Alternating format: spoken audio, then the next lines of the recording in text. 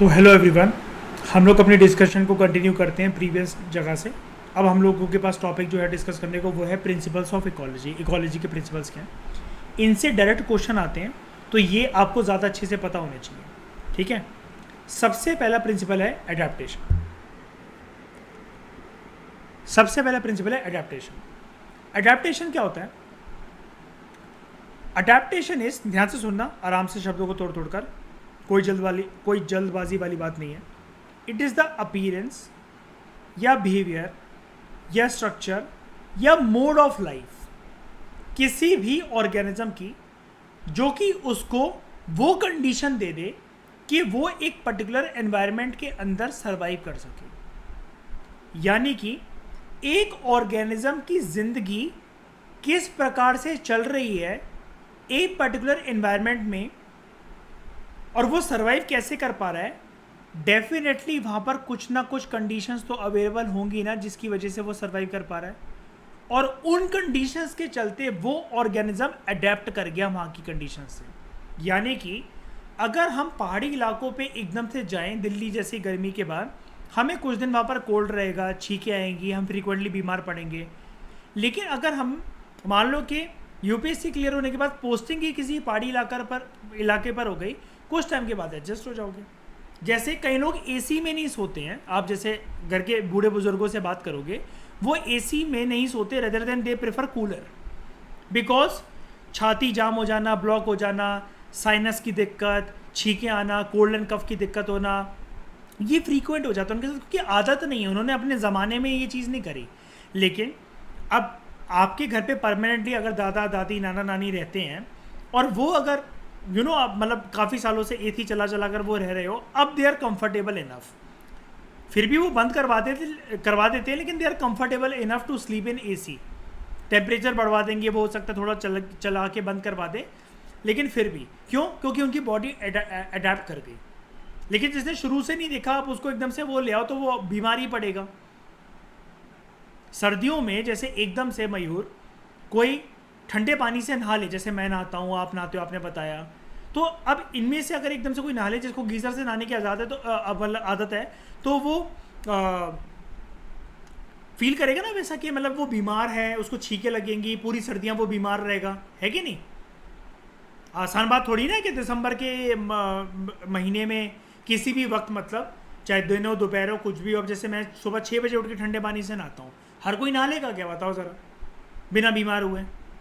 नहीं नहा पाता, क्योंकि मुझे आदत है, मैं कभी गीज़र यूज़ नहीं करता। लेकिन ये वाली जो चीज़ है, जब जैसे मैंने शुरू में जब स्टार्ट करी 2015 में ऐसे ठंडे पानी से नहाना, मैं उस साल बहुत बीमार रहा, पूरी सर्दियाँ बहुत बीमार। क्यों? बिकॉज मेरी body was in the process of adaptation. बहुत सिंपल सी, ठीक है। तो कुछ ऐसी कंडीशंस, ऐसा बिहेवियर, ऐसा स्ट्रक्चर जो कि एक ऑर्गेनिज्म को अलाउ करे कि वो सर्वाइव कर सके एक पर्टिकुलर एनवायरनमेंट के अंदर, उसको हम लोग कहते हैं एडेप्टेशन। अब एडेप्टेशन कैसा कैसा हो सकता है? एडेप्टेशन ना मॉर्फोलॉजिकल हो सकता है, ठीक है। जैसे व्हेन ट्रीज ग्रू हायर, तो जिराफ की गर्दन लंबी होती चली गई, जिराफ ऐसे लंबा हुआ है। मॉर्फोलॉजिकल मतलब पता है क्या होता है? जब एक चीज में कुदरत में चेंजेस आ रहे हैं तो स्पीशीज के एवोल्यूशन में चेंजेस आने लग जाते हैं। जैसे अगर इंसानों को आदत ही हो जाए कि उनको ना ऊपर देख के बात करनी है, आसमान की तरफ देखकर, और अपने टोज पे खड़े होके चलना है, तो कुछ साल ऐसे होंगे कि एवरेज हाइट से कुछ लोग लंबे पैदा होने लगेंगे। या फिर मतलब मान लो कि इंसानों के हाथ ना हो और पेड़ों से उनको तोड़ तोड़ कर पत्तियां और वो मुंह से तोड़ तोड़ कर उतारनी हो, कुछ सालों में इवोल्यूशन की वजह से ऐसा होगा, मॉर्फोलॉजिकल चेंजेस की वजह से, मॉर्फोलॉजिकल अडेप्टेशन की वजह से हाइट लंबी हो जाएगी। और इसमें कोई शॉकिंग वाली बात नहीं है, शॉक होने वाली बात नहीं है, क्योंकि ये चीज़ आपको पता है ना कि धीरे धीरे कर कर स्पीशीज़ इवॉल्व जब होती हैं तो उनमें चेंजेस आते हैं। इस बात को तो आप जानते हो बहुत अच्छी तरीके से बचपन से, इसमें कोई नई बात तो नहीं लगी होगी आपको। जैसे एक याद है हिस्ट्री के अंदर हमने एक बात करी थी, जंगली कुत्ते को पालना और एक डोमेस्टिकेटेड कुत्ते को पालना, उनके दांतों के बीच में फ़र्क बता देता है उनका, कि वो कितने रिफाइंड है और कितना वो जंगली है। आज के टाइम पे भी देख लो, बाहर के कुत्ते कितने खूंखार, दांत ऐसे डरावने से, घर के सेम ब्रीड के कुत्ते को घर पे अगर पालो तो तुम्हारा वाला तो बहुत साफ दिखता है, बहुत डिसिप्लिन दिखता है, एक परफेक्ट दांत और सब कुछ उसके वो है। काइंड ऑफ बाल बाल जो कटे हुए हैं सब कुछ, उससे उसको वो तो किसी को डरावना नहीं लगता जितना वो सड़क का कुत्ता लगता है। ये चीज़ है। यहाँ पर देखो, किसी भी फॉर्म या स्ट्रक्चर जो भी होता है किसी भी चीज़ का, किसी भी चीज़ का, उसको हम लोग कहते हैं मॉर्फोलॉजिकल।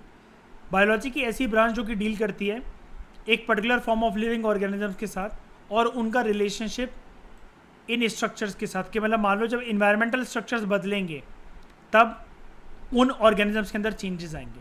जैसा कि पेड़ लंबे होते चले गए, जिराफ की स्पीशीज ग्रासलैंड में ही रह रही है, वहाँ पर लंबे लंबे पेड़ उगने लगे धीरे धीरे। अब पेड़ ऐसा थोड़ी ना होगा कि एकदम से अगला पेड़ होगा तो वो 4 फुट लंबा हो गया। धीरे जैसे ही पेड़ का इवोल्यूशन होता चला गया, जिराफ्स की जनरेशन का भी इवोल्यूशन होता चला गया। ये समझा रहा है वो आपको। और एक बात याद रखना, मैं वैसे एक चीज़ बता देता हूँ, अगर किसी को इस बात में शंका है, यार ज्योग्राफी में कोई भी चीज़ अगर आप कह रहे हो ना कि स्लो से स्लो मूवमेंट जो होती है, तो वो भी भैया 500 से कम आप ऐसा मानो कि 5000 साल में होती है। तो ऐसा नहीं कि अगली पीढ़ी के अंदर ही पेड़ 1 फुट लंबा और अगला जिराफ भी जो नेक्स्ट पैदा हुआ है वो भी 1 फुट लंबा है, ऐसा नहीं भाई, धीरे धीरे करके आराम से। अब बात करते हैं फिजियोलॉजिकल चेंजेस की। फिजियोलॉजिकल चेंजेस का मतलब होता है बॉडी बिल्ड के चेंजेस, ठीक है। देखो नॉर्थ अमेरिकन डेजर्ट के अंदर ना, अब जब बात ही बोलती डेजर्ट की, तो पानी का सोर्स बहुत कम मिलता है नॉर्थ अमेरिकन डेजर्ट्स के अंदर। एक्सटर्नल सोर्स ऑफ वाटर यानी कि कोई तालाब नदी वगैरह कहाँ मिलेगा, रेगिस्तान में नहीं मिलेगा। वहाँ पर एक ना प्रजाति होती है कैंगरू रैट की, एक स्पीशी है कैंगरू रैट।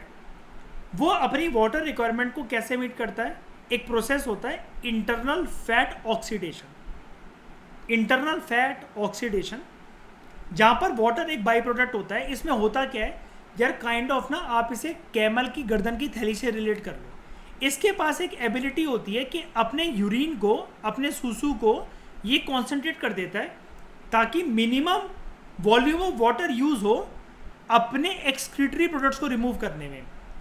समझ रहे हो इसका मतलब जब ये कैंगरू रैट पॉटी कर रहा है ना, तो इसके पास एक इंटरनल फैट ऑक्सीडेशन के प्रोसेस से ये क्या करता है कि उस पॉटी निकलने में लिक्विड कम से कम निकले बॉडी से बाहर, जो कि वेस्ट प्रोडक्ट है। हम सूसू भी जाते हैं और पॉटी भी जाते हैं, लेकिन जनरली होता क्या है कि बाय प्रोडक्ट जब बॉडी से हमारे निकलता है तो लिक्विड भी उतना पूरे दिन निकलता रहता है जितना हम लोग क्या कहते हैं सॉलिड फॉर्म में वेस्ट निकालते हैं। लेकिन इसके पास एक एबिलिटी होती है कि ये वाटर को कम से कम निकालता है बॉडी से और बाकी प्रोडक्ट सॉलिड जो होता है वो निकाल लेता है। इंटरनल फैट ऑक्सीडेशन, ये फिजियोलॉजिकल चीज है। तो ये क्या कर गया वहाँ के एनवायरनमेंट से, इसने ये चीज़ एक्टिव इसके अंदर कैसे हो गई, एडेप्टेशन के प्रोसेस की वजह से ये अडेप्ट कर गया। और अडेप्ट करने की वजह से उसको ये हुआ कि यार हाँ ये चीज़ तो मैं कर सकता हूँ, ये तो मैं रुक सकता हूँ, धीरे धीरे करके। और मैंने बताया धीरे का मतलब यही होता है ज्योग्राफी एनवायरनमेंट के अंदर 500 से 5000 साल। Water kangaroo rats north America के डेजर्ट में मिलने वाले ये, तो ताकि किसी को डाउट ना हो तो कि मैं कैंगरू के बारे में बता रहा हूँ, वो कैंगरू नहीं है। कैंगरू रैट एक प्रजाति है चूहे की। यहाँ पर देखो ये करता है ये ऐसा काम, ठीक है। क्योंकि आप देख रहे हो ना पूरा का पूरा, देखो मिट्टी मतलब काइंड ऑफ रेगिस्तान वाले एरिया में रह रहा है।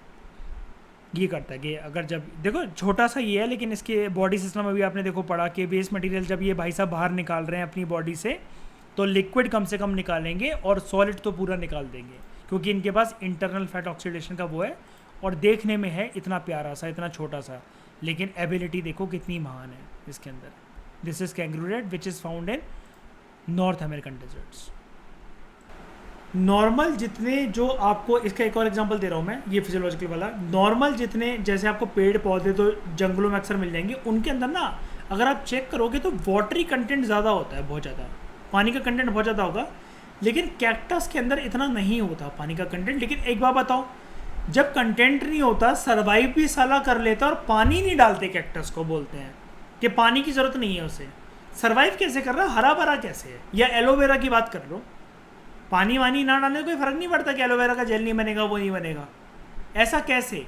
बिकॉज इनके अंदर फिजियोलॉजिकल एडेप्टेशन हो चुकी है काफ़ी साल पहले। और कैक्टस और इस प्रकार के पेड़ का मैं ना आपको एक लीव मॉडिफिकेशन प्रोसेस भी बताऊंगा, जिसकी वजह से वाटर होल्डिंग कैपेसिटी इनकी काफ़ी ज़्यादा अच्छी रहती है, जो कि नॉर्मल प्लांट्स की नहीं रहती। भैया एक पौधा 2 दिन उसको जो बालकनी में रखा रहता है, 2 दिन उसको पानी ना डालो वो मर जाएगा, तुम माली से लड़ रहे होगे। लेकिन कैक्टस देखो, कोई ज़रूरत नहीं है भाई, पानी ही मत डालो, एलोवेरा पानी ही मत डालो, कोई टेंशन नहीं है। फिर बात करते हैं बिहेवियरल।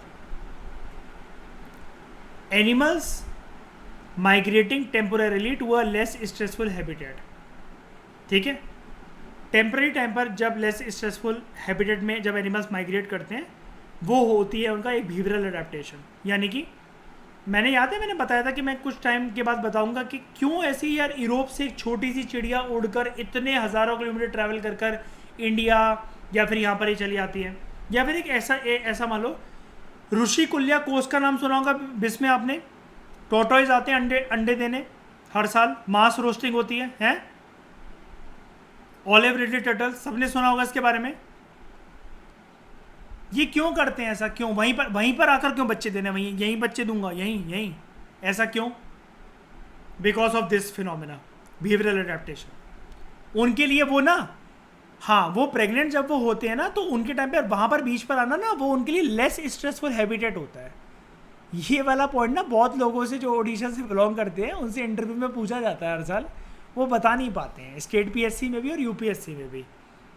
उनको रीज़न नहीं पता होता उसके पीछे scientific reason. Sir I don't know, यही कि मतलब जो ऑलिव रिडली टर्टल होते हैं वो ऋषिकुल्या कोस्ट भी आके कि वो मास नेस्टिंग करते हो, सारे के सारे एक साथ प्रेग्नेंट लेडीज़ कैसे चली आ रही हैं वहाँ पर इतना ज़्यादा तादाद में?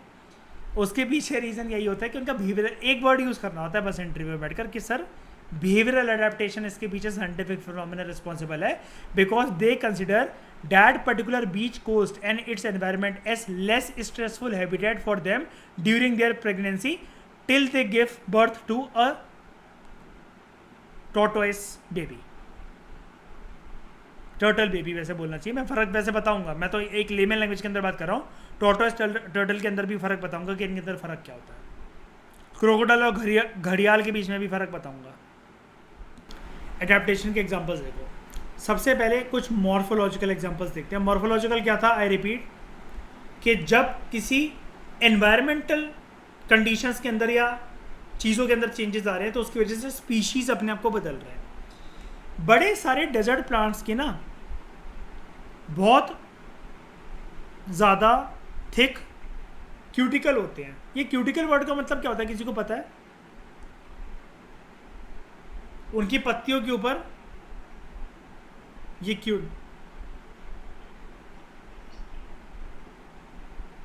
आउटर लेयर होती है पत्तियों की, ठीक है, और उनके अंदर स्टोमेटा जो होते हैं वो डीप पिट्स के अंदर अरेंज होते हैं, यानी कि काफ़ी गहरा, अब है कोई चीज़ मोटी तो डीप गहराइयों में स्टोमेटा है उनके। ये क्यों होता है ऐसा? पत्तियां ऐसा क्यों करती हैं? हर पत्ती तो ऐसा नहीं करती, लेकिन डेजर्ट प्लांट ऐसा क्यों करते हैं? यही चीज़ अभी अमित याद है आप हाईलाइट कर रहे थे, अभी मैं इसलिए नहीं बोला था, ये वाली लाइन का वेट कर रहा था मैं कैक्टस को लेकर, है ना। तो ये अपना क्यों करते हैं? ताकि ये ना वाटर लॉस को प्रिवेंट कर सके थ्रू ट्रांसपीरेशन। अब व्हाट इज ट्रांसपीरेशन, कोई मुझे बता सकता है? What is transpiration? External part से वाटर का लॉस होना। जैसे मैं एक बात बताता हूँ। अब एक सेकंड काफ़ी लोग ये पूछ सकते हैं ये सवाल, जब सर्दियों में मान लो कि मैं घर पे बैठा हूँ, आप मुझसे कहो सर्दियों में सर मैं घर पे बैठूंगा, छत पे बैठूंगा, कड़ाके वाली ठंड लग रही है मुझे, लेकिन जब पूरी सर्दियाँ मेरे पसीने ही नहीं निकला तो मुझे पानी पीने की डेली फिर भी क्यों आवश्यकता पड़ती है? सर्दियों के अंदर हमारी बॉडी में वाटर किससे लॉस हो रहा होता है? मान लो मतलब आप सूसू करने भी नहीं गए, मान लो यूरिनेशन भी नहीं करा आपने, फिर भी वाटर लॉस किससे हो रहा है? कौन से प्रोसेस की वजह से? हाँ, कैसे?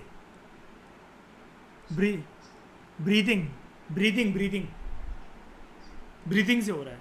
ऐसे ही जो प्लांट्स हैं उनके अंदर कुछ पोर्स होते हैं, उनकी लीव्स हैं, जैसे अब ये डेजर्ट प्लांट है, पानी उन्होंने भर रखा है अपने अंदर, लेकिन अब लॉस तो ज़्यादा होने नहीं देना क्योंकि पानी तो मिलना नहीं है दूर दूर तक।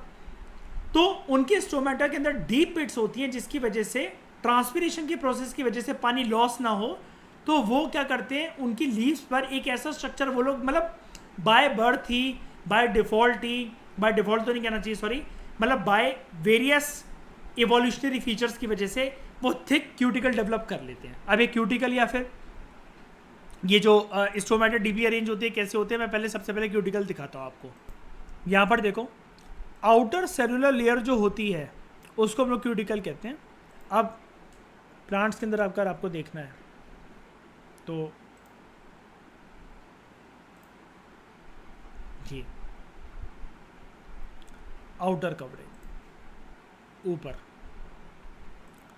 गहराई से जाओगे इसमें तो जैसे जो ये आपको दिख रहा है, और कुछ अगर इसका मोटापा देखना है, जैसे साइड से अगर आप किसी पत्ती को काटो या फिर ऐसे, आपने देखा होगा कभी कभार आप पत्ती वगैरह तोड़ लेते हो, कुछ भी कर लेते हो तो थोड़ा सा साइड से वो टूट कर काइंड ऑफ अगर ऐसी हो गई है, या फिर आप ऐसा मान लो, सबसे अच्छा एग्जांपल दूं, एलोवेरा में बीच में बहुत ज़्यादा जेल इंसर्ट होता है, बहुत ज़्यादा, और उसकी जो टॉप और नीचे की लेयर होती है सिर्फ वो ग्रीन होती है।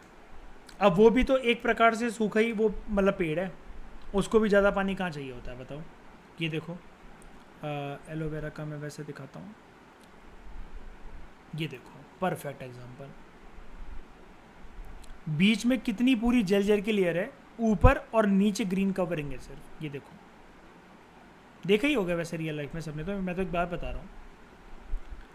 अब ऐसे पेड़ों के अंदर स्टोमेटा जो होते हैं ना, उनके डीप पिट्स में अरेंज होते हैं ताकि उनका वाटर लॉस ना हो सके ट्रांसपिरेशन के प्रोसेस, और इसलिए वो और भी ना हो सके ना, और भी वाटर लॉस ना हो सके, तो वो क्या करते हैं, साइड में जो एलोवेरा ये है ना, ये डेवलप कर लेते हैं, ये कुछ कांटे, ये ऐसे, ये इनकी प्रोटेक्टिव लेयरिंग होती है। अगर आप देखो ना ध्यान से, एक धारी बनी होती है, जैसे मतलब मान लो किसी ने एक रुई भरी स्टेप्टॉय बनाया, साइड से उसमें सिल दिया उसे, ऐसी लेयरिंग। ये देखो, ये एक पूरी प्रॉपर, तुम देखना कल एक लाइन जा रही होती है ऐसी पूरी प्रॉपर, जिसपे कांटे भी होते हैं, देख रहे हो। पहली एक ये मोटी सी लेयर, जिसकी ग्रीन लेयर भी देखो कितनी मोटी दिख रही है, एक तो ये अंदर इतना सारा जेल, ठीक है, अब पूरा लिक्विडी फॉर्म में भी नहीं है, अंदर इतना सारा जेल फॉर्म में, और जेल से पानी बहुत कम लॉस होता है, फिर बाहर ना निकले तो एक सिल दिया उसे, सिलने के बाद कोई किसी तरह का हार्म ना हो तो वो कांटे, और भी मतलब पूरा तरीके से काइंड ऑफ मतलब A to Z पानी को मतलब प्रिवेंट होने से बचा लिया कि ट्रांसपिरेशन की प्रोसेस की वजह से भी पानी बाहर ना जाए, जैसे ऐसे ये वेरी गुड। ये इनका डिफेंस मैकेनिज्म भी होता है। कैक्टस में जो कांटे होते हैं भयंकर वाले, जो किसी के तशरीफ पे चुभ जाए तो उसको जन्नत की प्राप्ति हो जाए, वो भी इसलिए होते हैं डिफेंस मैकेनिज्म, क्योंकि उनका यहाँ पर देखो transpiration, the acceleration of water vapour through the stomata of a plant. Stomata opening होती है, उसके थ्रू जो काइंड ऑफ प्लांट अगर सांस ले रहे हैं, समझ गए ना, काइंड ऑफ इनके सांस लेने का जो प्रोसेस है, जिसकी वजह से वाटर वेपर इनका बाहर निकलता है, that process is known as transpiration. इसको ऐसे भी समझ सकते हो, हमें स्वेटिंग होती है तो हमारा वाटर लॉस होता है, प्लांट जो ये काइंड ऑफ दिख रहा है, ये स्वेटिंग होते हुए या फिर ये जो सूख रहा है, बस ये क्यों, तो इससे क्या हो रहा है, ध्यान से देखो, इसके रूट्स में, जड़ों में पानी समाया हुआ है, स्टेम्स में, शूट में पानी समाया हुआ है, पत्तियों में पानी समाया हुआ है, सब कुछ ऊपर की तरफ जा रहा है। यानी कि आप ऐसा मान लो कि घर के आपने आंगन वरांडे में या बालकनी में एक आपने किसी फूल का एक पौधा लगवाया, तुलसी का एक पौधा लगवाया, उसमें आपने पानी दिया 1-2 लोटे, 1-2 दिन तक आपने फिर नहीं दिया, या पानी दिया भी तो अगले दिन वो कैसे सूख जा रहा है, मार्च, अप्रैल, मई, जून, जुलाई जैसे महीने में, क्योंकि बाहर की एक्सटर्नल हीट की वजह से ये इवेपोरेट करते चले जा रहा है पानी, और फिर इसको और वाटर नीड की ज़रूरत होती है, जो कि आप पेड़ में, पौधे में, उसमें डालते हो, गमले में डालते हो, फिर इनके रूट्स को वो पानी मिलता है, जिसकी वजह से हरे भरे कॉन्टीन्यूसली रहते हैं। 4 दिन 2 दिन ना दो ऐसे गर्मियों में, वो सूख कर मर जाएगा, पीली पड़ जाएंगी पत्तियाँ। अब कुछ जो रेगिस्तानी प्लांट होते हैं, जैसे कैक्टस की हमने जैसे बात करी, मैंने वो बोला, इधर एक पर्टिकुलर एग्जांपल दे रखा है ओपुंशिया का, या इसको कई लोग ओपुंटिया भी बोलते हैं, कैसा भी करके बोलो, प्रोनाउंसिएशन डजंट मैटर। ओपुंशिया का जो पेड़ होता है, जो प्लांट होता है, उसके पास ना पत्तियां ही नहीं होती हैं। ये क्वेश्चन बन सकता है अपने आप में, which among the following plants have no leaves at all, तो आपको अलग अलग नाम दे देंगे अजीबोगरीब। ओपुंशिया का प्लांट ऐसा होता है जिसमें कोई भी पत्तियां नहीं होती हैं, यहाँ पर इनके कुछ बस कांटे निकले होते हैं, वो इसलिए ताकि ट्रांसपिरेशन रिड्यूस हो सके, और फोटोसिंथेसिस का प्रोसेस फिर होता कैसे, जब अब आप कहोगे पत्तियाँ और स्टोमेटा होना तो बहुत ज़रूरी है भाई, वरना फोटोसिंथेसिस खाना तो बना ही नहीं सकता ये पेड़ या पौधा। तो ये क्या करता है, फोटोसिंथेसिस जो फंक्शन होता है यहाँ पर फ्लैट स्टेम से होता है, क्योंकि यहाँ पर पत्तियों का ना होना ये मतलब होता है कि less area is available for transpiration, इसलिए वाटर लॉस इसका ज़्यादा नहीं होता। तो चलो ओपुंशिया को देखते हैं।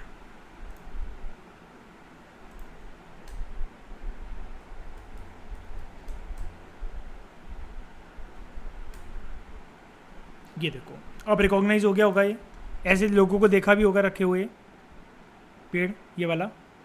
इसको कई लोग मिस इंटरप्रेट कर जाते हैं कि कैक्टस रखा हुआ है, ऐसा कुछ दिखता है, ये पक्का देखा होगा कहीं ना कहीं, जो ऐसे ऐसे करके ये जुड़े जुड़े वो निकले हुए हैं। अब देखो मोटी पत्तियां, मतलब ये पत्तियां लग रही हैं लेकिन मोटा है कि प्लांट ही है, इसमें से बड़े बड़े स्पाइन से कांटे निकल चुके हैं बस, ताकि, और मोटी लेयर देख रहे हो कितनी है यहाँ पर, ये लेयर देख रहे हो कितनी मोटी है कि मतलब वाटर लॉस की मतलब बहुत ही कम प्रोबेबिलिटी है। हाँ हाँ होता है नॉर्थ इंडिया में, बिल्कुल अपने यहाँ भी होता है, हर जगह होता है ये। कई लोग पता है क्या करते हैं इसको, ये जैसे खेतों की रखवाली या कुछ करनी है, कुछ फेंसिंग करनी है ना, तो इसी प्रकार से चारों तरफ मतलब वो ओपुंशिया या फिर कैक्टस लगा दिए, ताकि जानवरों वगैरह से मतलब उनको बचाया जा सके।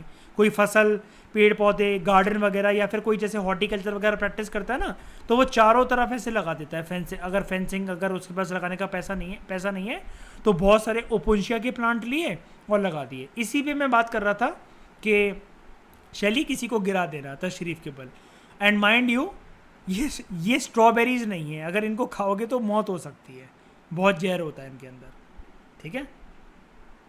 ये स्ट्रॉबेरी नहीं है ये, और ये मुझे कैसे पता, बियर ग्रिल्स ने बताया था। मैन वर्सेस वाइल्ड में बियर ग्रिल्स ने बताया था कि किसी भी डेजर्ट प्लांट को कभी खाना नहीं चाहिए, सबके अंदर जो वाइट कलर का जो लिक्विड निकलता है ना, वो बहुत जहरीला होता है, जो कि आपको मधोशी की हालत में करके आपको उल्टियाँ करवा सकता है और आपकी जान भी जा सकती है। अब आपको प्रीलिम्स का एक क्वेश्चन कवर करवाता हूँ, जो कि ये सारी चीज़ें अब आपको पता है, हमने अभी नहीं 3rd 4th क्लास से पढ़ी थी ये, लेकिन बस वही वाली बात है कि भूल जाते हैं, बहुत पुराना हो गया ना ये। एक बचपन में हमें ना एलन रूल पढ़ाया गया था, डोंट वरी, मैं जानता हूँ कोई भी रिकॉल नहीं कर पाएगा ये, और ज़रूरी भी नहीं हर स्कूल में पढ़ाया गया हो। एलन रूल ऐसा सच बोलकर नहीं पढ़ाया गया होगा कि एलन रूल है होता है बच्चों, ये ईवीएस की बुकों में लेकिन ये होता था, ठीक है। अब एलन रूल क्या होता है, सबसे पहले तो ये याद रखना कि एलन रूल पे प्रीलिम्स के अंदर डायरेक्टली क्वेश्चन आ सकता है, डायरेक्टली। अब आप दिमाग स्विच करते रहोगे, ये पॉलिटी का है, ये आईआर का तो नहीं है, ये इकोनॉमिक्स का तो नहीं है, ये क्या कहते हैं इंटरनल सिक्योरिटी का तो नहीं है, सोसाइटी का तो नहीं है, हिस्ट्री का तो नहीं है, साइंस का तो नहीं है, ये क्या है। तो यहाँ पर इसको याद कर लो, डार्विन से ज़्यादा प्रोबेबिलिटी इसके आने की है क्वेश्चन की, एलन रूल। जो मैमल्स होते हैं कोल्डर क्लाइमेट से, यानी कि सिंपल सा एग्जांपल एक लेता हूँ, एक स्नो लेपर्ड और एक पोलर बियर, इनके जनरली ना कान छोटे होते हैं और हाथ पैर भी जनरली छोटे ही होते हैं, बॉडी साइज चाहे जैसा भी हो, in order to minimise heat loss. हमारे कानों से, अच्छा लिम्स प्रॉपरली क्या होते हैं, कोई मुझे बता सकता है कि अगर मैं किसी से बोलूं कि लिम्स बताओ मुझे प्रॉपर तरीके से? हाँ हाथ पैर ना, नॉर्मल भाषा में ये बोल दूं अगर मैं सही है ना, हाथ पैर, इनसे हमारी हीट लॉस बहुत होती है। कैसे? मैंने अभी बताया था तुम्हें, मेरे हाथों से स्वेटिंग होती है। कान ठंडे पानी से नहाने के बाद, मयूर पता है ना, सर्दियों में गर्म हो जाते हैं, है ना, हीट लॉस हो रहा होता है कॉन्टिन्यूसली। देखो वो क्यों नहीं है ठंडे कान मेरे, कितने गर्म क्यों जाते हैं सर्दियों। अच्छा सर्दियों में चीज़ कैसी किसी ने फील करी होगी ना, यार मेरे कान कितने गर्म हो रहे हैं, एकदम से लाल हो गए हैं बिल्कुल, क्या हो रहा होता है उस टाइम पे? तुम समझ जाओ, तो बॉडी का मैकेनिज्म एक्टिवेट हो गया और हीट लॉस कर रहा है वो। एलन रूल तुम्हारी बॉडी के अंदर एक्टिवेटेड। अब ये, लेकिन हाँ, अब एलन रूल को अपने आप से कंपेयर मत कर लेना ये, क्योंकि मैमल्स ऑफ कोल्डर क्लाइमेट्स में इसने ऐसा बोला था कि इनके छोटे कान और लिम्स जो होते हैं उनका साइज़ मतलब काफ़ी ज़्यादा एज़ कम्पेयर टू जो गर्म रीजन्स के अंदर जो मैमल्स मिलते हैं उनसे काफ़ी ज़्यादा छोटा रहता है, ताकि वहाँ पर इनकी जो हीट लॉस है उसे मिनिमाइज करा जा सके। एक एग्जांपल आप ये भी मतलब क्या कहते हैं बोल सकते हो, लिख सकते हो, जैसा कि बिस्मे ने बोला, इट इज़ वेरी करेक्ट कि पहाड़ी इलाकों पे जो लोग रहते हैं ना, ऐसा बोलना नहीं चाहिए, हम उनको चिंकी बोल के डिनोट करते हैं, भाई गलती उनकी नहीं है। अगर आपकी जनरेशन पहाड़ों पे शिफ्ट हो जाए और फिर आप वहाँ पर जाके बच्चे वगैरह पैदा करो, कुछ जनरेशन तक ये चीज़ चलती रहे, शक्ल में आपकी भी वो थोड़ा सा चाइनीज़ जैसा दिखना या छोटी आंखें होना, छोटे कान होना, ये क्यों होता है? ये इसलिए होता है इसकी वजह से, एलन रूल की वजह से, ये रीज़न होता है। कोई आपसे बोले ना कि जैसे, एक बात बताऊँ, ये वाली चीज़ आपने मयूर, ये बिस्मे वैसे बहुत अच्छी बोली है, ये चीज़ ना पता है कहाँ पर, जैसे कभी कोई इंटरनल सिक्योरिटी का कोई क्वेश्चन है ना, और वहाँ पर ऐसी कोई बात चल रही है कि वो लोग हमारे अपने तो नहीं है, वैसे तो नहीं है, उनको चिंकी बोलकर कंसिडर करा जाता है। ऐसी एक मूवी भी आई थी, आई थिंक, पता नहीं उसमें आयुष्मान खुराना हीरो है, कौन है, अभी आई है वो मूवी, कुछ 1 महीना या समथिंग। हाँ हाँ, तो उसमें वो एक डायलॉग है कि हमें ये चिंकी के अगर बुलाते हैं, वो भड़काता है, मतलब उसको, उन लोगों को प्रवोक करता है, एक कमांडर होता है पता नहीं कौन सा, कि हमें वो चिंकी बोलते रहते हैं। आप बोलना ये सारी सर बातें बकवास हैं, इंटरव्यू में भी बोलना, चाहे मीन्स में लिख देना, आप एलन रूल को सपोर्ट करके अपना आंसर लिखना। ऐसे हम लोग इंटरकनेक्टेडनेस और ये डायनेमिक अपने आंसर राइटिंग बनाते हैं। वेरी गुड बिस्मे, एक्सीलेंट। फिर एलिफेंट के एग्जांपल से समझो, एक बारी माइक अपना सब लोग म्यूट कर लो, कि आपको ऐसा क्यों लगता है, राइटर हमसे पूछ रहे हैं कि एलिफेंट के इतने बड़े बड़े कान होते हैं, इतने ज़्यादा बड़े बड़े कान होते हैं, ऐसा क्यों? बिकॉज एलिफेंट जो होते हैं ना, दे डोंट स्वेट। अब गर्मी बेचारों को बहुत लगती है, तो कुदरत ने क्या करा, बड़े बड़े कान देकर, अच्छा क्यों स्वेट नहीं करते हैं ये, हाँ मतलब ये भी, गर्मी बहुत लगती है, स्वेट कर सकते थे, लेकिन क्यों नहीं करते हैं? दे, आपने देखा ना, हाथी हमेशा अपने कान मतलब हिलाते रहता है, क्यों? उनको गर्मी लग रही होती है। They flap ears to lose heat and keep the rest of the body cool. हमारे कान ही ये चीज़ होते हैं सबसे पहले। जैसे मतलब मान लो कि आपने वो एक, मतलब एक बात बता रहा हूँ आउट ऑफ कंटेक्स्ट जाकर, आपने अक्सर ना किसी टीवी या किसी फ़नी शो में या कुछ भी ऐसा एक फ़नी कार्टून के सिनेरियो में एक चीज़ देखी होगी ना, कि मिर्ची जब भी कोई खाते तो कान से सीटी निकलती है ना? देखा होगा ना ये चीज़, है ना? कान से हर जगह से निकलती है, लेकिन कान से निकलते हुए दिखाते हैं। तो वो क्या है, हमारे कान जो होते हैं ना, हीटिंग मैकेनिज्म में बहुत अहम रोल होता है इनका। और ये बार बार जब ईयर वाली चीज़ आ रही है, तो आप एक और चीज़ याद रखना सब लोग, कि ईयर के टॉपिक में, ये प्रीलिम्स का टॉपिक भी यहाँ से कवर है, कि हमारे जो हीट प्रिसिपिटेशन जो सिस्टम होता है, उसमें कौन सा ऑर्गन बहुत अहम भूमिका निभाता है। तो ईयर, और इसके साथ साथ याद रखना लिम्स, ईयर और लिम्स। लास्ट पॉइंट, एक कैटेगरी होती है ऑर्गेनिजम्स की, जिसको हम लोग बोलते हैं, नाम सुनना, हाइपर थर्मोफाइल। क्या बोलते हैं? Hyper thermophile. पहले मुझे ये बताओ, थर्मो वर्ड का क्या मतलब होता है? सिर्फ थर्मो, टेम्परेचर, हीट।